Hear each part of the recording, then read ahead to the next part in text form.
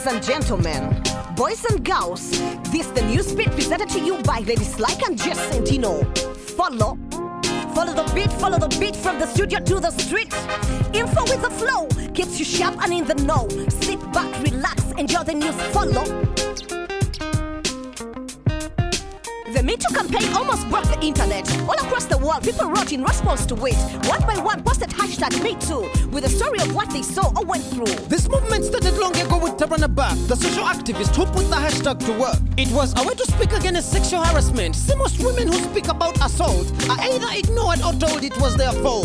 So what did the Me Too campaign change? It set the stage. It showed women they were not alone. It showed women they could unite as one. It showed women they could speak out and change would come about. We saw the fall of Harvey Weinstein in America, but this hasn't happened here in Africa. John Magufuli, Tanzania's president, recently pardoned 2 child rapists. Nigerian female students shared accounts of so many counts of sexual assault at the hands of their lecturers. In South Africa, a deputy minister once gang raped a businesswoman. Where is the justice for these women? There are 2 parts of the equation. The situation needs more than conversation. The Me Too campaign can break the silence, but the state must help to bring about justice.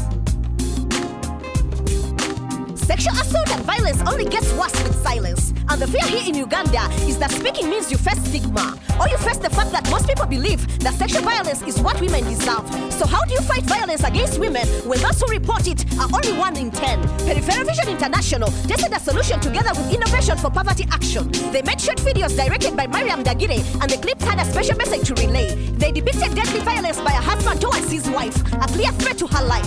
At the end, the video asked citizens to act if they see violence against women. 48 villagers saw the videos in Uganda, in Vibanda, all around central Uganda. Over time, they saw fewer violent incidents. This was evidence of the experiment's impact. For those who used to keep their silence, it became okay to speak against violence without fear of facing social rejection. It was a successful experiment in taking action that could pave the way for a better situation. When tech was first on everyone's mind, Africa was almost left behind. But we caught up to the new world order. Now our tech sector grows stronger and stronger. Africa is now a contender in the world of IT. Take for example, the students in Malawi who made a smart stick for the visually impaired. To bring it to life, no effort was spared. The visually impaired struggle to identify objects, so it's hard to move freely in their environment. They heavily rely on guides, but a smart stick may change the tide. It will give them more independence by detecting moisture, distance and light, so they know when to step left or right. The strolling stick gives audio directions, recommendations based on its detection. The stick runs on cell batteries and easy affordable technology. Though it's not yet commercially available, it's a promising solution for the differently abled. The students of the University of Livingstonia saw a problem and proposed an idea, a solution that serves their society and strengthens Africa's sector of technology. I'm MC Loy, reporting for Newsbit.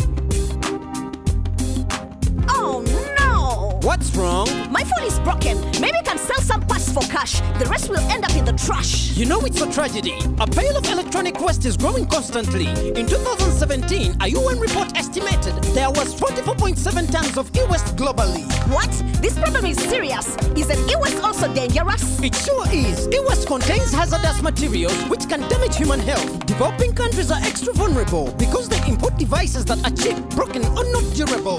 Wow, we better think twice before we buy a cheap second-hand device. That's right. Maybe Uganda can be inspired by Rwanda. The Rwanda Green Fund supported an important investment. They opened an e-waste management facility, all under the National E-Waste Management Strategy. Old phones, computers, and other devices are dismantled and some are recycled. Some old computers with minor defiances get new batteries and are donated to ICT training in primary.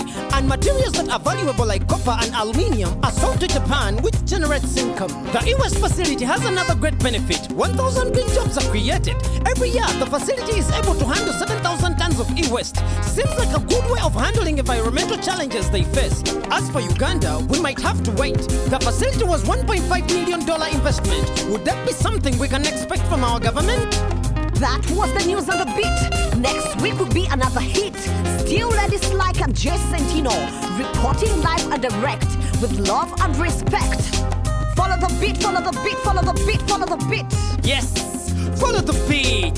Follow the beat, follow the beat, follow the beat, follow the beat. Yes, follow the beat.